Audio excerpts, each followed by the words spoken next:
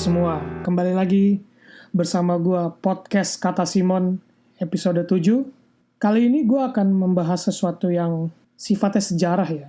Jadi kemarin gue sempat tanya di Instagram kira-kira mau bahas tema apa lagi untuk podcast episode berikutnya. Dan ada yang bilang untuk membahas Perang Dunia Ketiga. Nah, sayangnya gue belum tahu apakah akan ada Perang Dunia Ketiga atau tidak ya. Karena gue bukan peramal juga. Cuman mungkin ada hal yang menarik bisa kita pelajari dari insiden dan konflik sebelumnya gitu ya. Sebagai pengantar, pada tanggal 28 Juni kemarin, itu adalah hari ulang tahun gue. Dan sebagai hadiah bagi diri gue sendiri di podcast ini, gue akan membahas kejadian penting yang terjadi pada tanggal itu, tepatnya sekitar 106 tahun lalu. Pada tanggal 28 Juni 1914, terjadi kejadian yang bisa dibilang mengubah seluruh dunia, yaitu pembunuhan Pangeran Franz Ferdinand. Franz Ferdinand adalah pangeran dari kerajaan Austria-Hongaria. Dia dibunuh pada tanggal 28 Juni 1914 di Sarajevo, Serbia, yang kini menjadi Bosnia ya.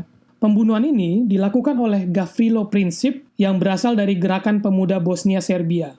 Gerakan ini menuntut kemerdekaan Serbia dari kerajaan Austria-Hongaria. Nah, setelah pembunuhan ini terjadi, kerajaan Austria-Hongaria akhirnya menginvasi Serbia. Dan mereka meminta bantuan dari sekutu terdekat mereka yaitu Jerman. Serbia sendiri didukung oleh sekutu utama mereka yaitu Rusia. Kemudian setelah Jerman dan Rusia saling berpihak, Rusia kemudian meminta tolong kepada Prancis untuk menolong mereka dalam perang ini. Karena tidak ingin dijepit dari dua front, akhirnya Jerman memutuskan untuk mengambil langkah preventif dengan menyerang Prancis melalui Belgia. Kemudian akhirnya Prancis secara resmi melakukan deklarasi perang terhadap Jerman dan meminta tolong kepada Inggris untuk membantu mereka melawan Jerman di front barat.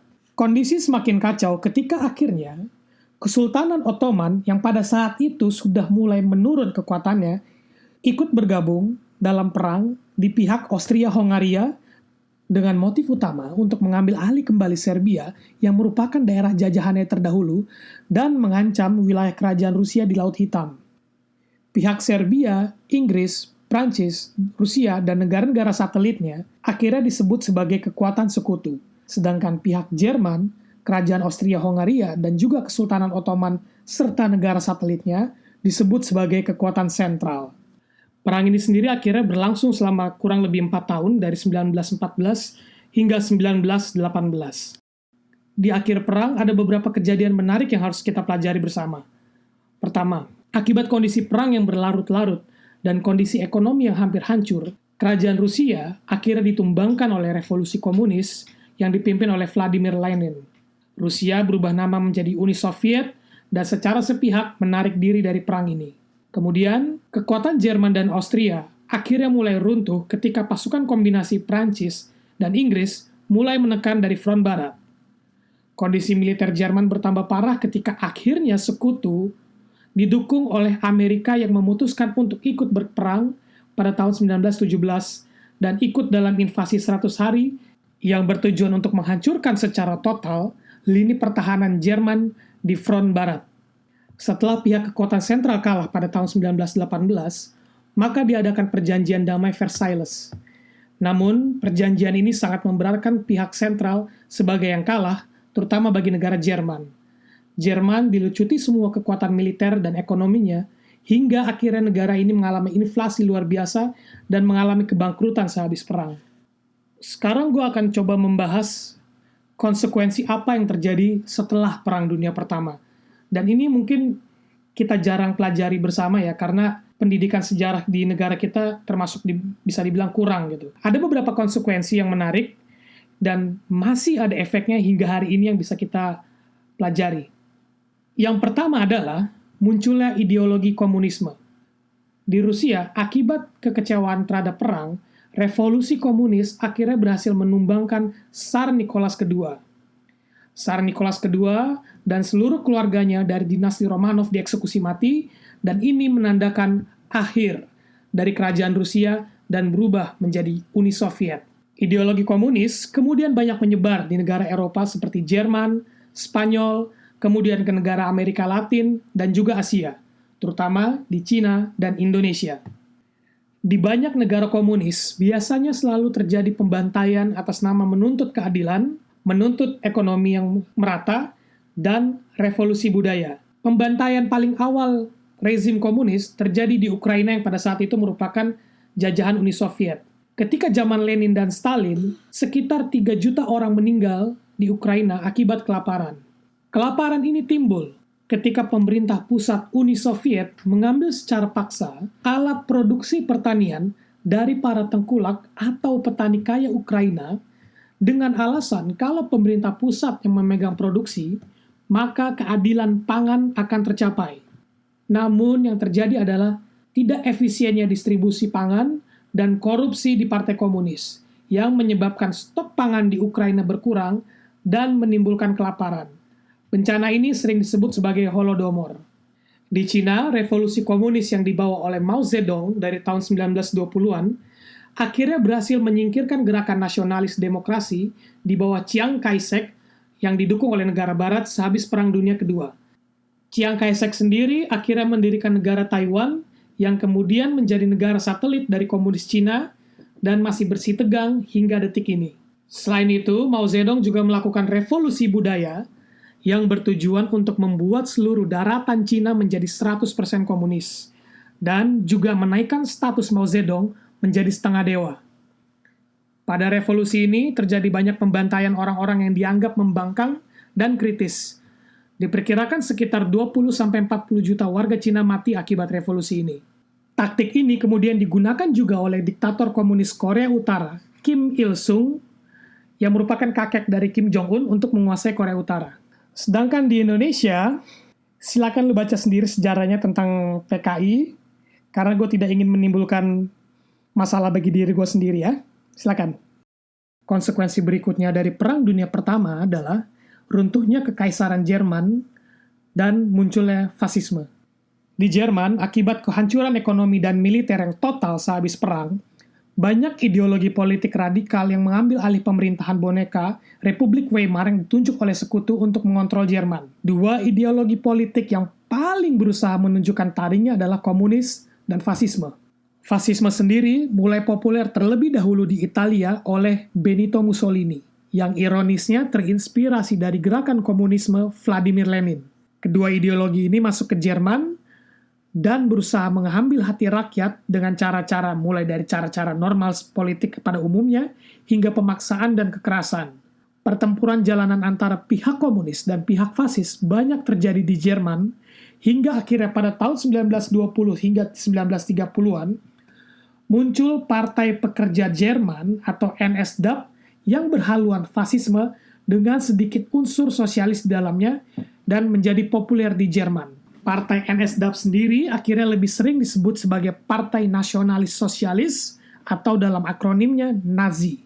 Partai Nazi juga sangat mengedepankan politik identitas rasial dan mereka menganggap bahwa ras lain bangsa Arya Jerman adalah bangsa yang lebih rendah dan harus dinetralisir dalam tanda kutip alias dilenyapkan atau diperbudak, terutama bangsa Yahudi dan Slavia Rusia. Mereka juga sangat anti doktrin agama, terutama Katolik, walaupun banyak dari pendirinya merupakan ex-Katolik.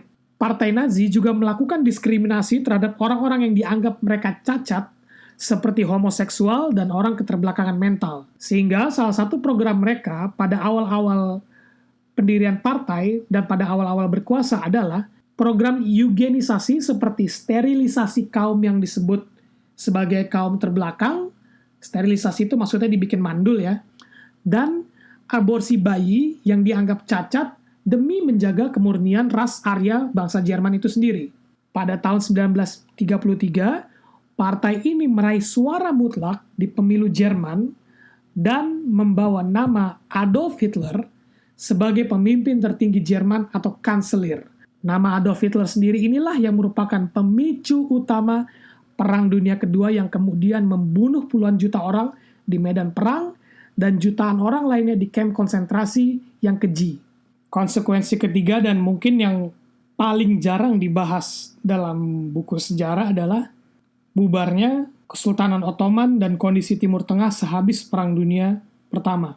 Jauh sebelum Perang Dunia Pertama, sudah muncul gerakan demokrasi yang ingin menggulingkan Kesultanan Ottoman dari dalam bernama Pemuda Turki atau Young Turk. Setelah perang berakhir, peran pemuda Turki semakin besar karena Kesultanan Ottoman akhirnya mau secara bertahap mengubah konstitusi mereka dari kesultanan menjadi negara demokrasi. Pada tahun 1922, di bawah kepemimpinan Mustafa Kemal Atatürk, negara Republik Turki resmi berdiri menggantikan Kesultanan Ottoman. Mustafa Kemal Atatürk juga berusaha mengikuti gaya Eropa dengan melakukan sekularisasi budaya dan yang paling penting adalah pemisahan agama dan politik. Ini merupakan salah satu perkembangan yang mengejutkan dari gaya politik di negara mayoritas Islam seperti Turki. Kaum konservatif Turki, terutama yang berasal dari sisa kejayaan Ottoman, banyak yang tidak setuju dengan hal ini. Sedangkan dari para pemuda Turki, banyak yang melihat hal ini sebagai kemajuan. Isu sekularisasi budaya dan pemisahan agama dan politik selalu menjadi dinamika politik di Turki hingga hari ini. Terutama sekarang di bawah kepemimpinan Presiden Erdogan yang kembali ingin membangkitkan kejayaan Ottoman, namun di satu sisi masih banyak ditentang oleh para aktivis demokrasi yang tetap menginginkan status quo sekuler Turki seperti sekarang. Di akhir masa transisi dari Perang Dunia Pertama menuju Republik Turki, Kesultanan Ottoman dan juga Young Turks atau pemuda Turki juga dituduh telah melakukan pembantaian atau Holocaust pertama yang tercatat dalam sejarah abad ke-20 terhadap etnis Armenia. Bangsa Armenia yang merupakan minoritas dan menganut Kristen Ortodoks sering mendapat diskriminasi dari Kesultanan Ottoman, baik dari segi ekonomi dan juga diskriminasi budaya. Pembantaian juga dilakukan oleh Kesultanan Ottoman dan Young Turks untuk melakukan perebutan wilayah teritorial. Menurut laporan, sekitar 1,5 juta orang Armenia dibunuh. Namun, angka ini masih diperdebatkan dan hingga detik ini, Republik Turki tidak pernah mau mengakui kejadian ini. Dan isu pembantaian Armenia ini selalu menjadi isu politik dan penghalang utama Turki ketika hendak mengajukan sebagai anggota resmi dari Uni Eropa. Selain itu, efek juga sangat terasa di Timur Tengah.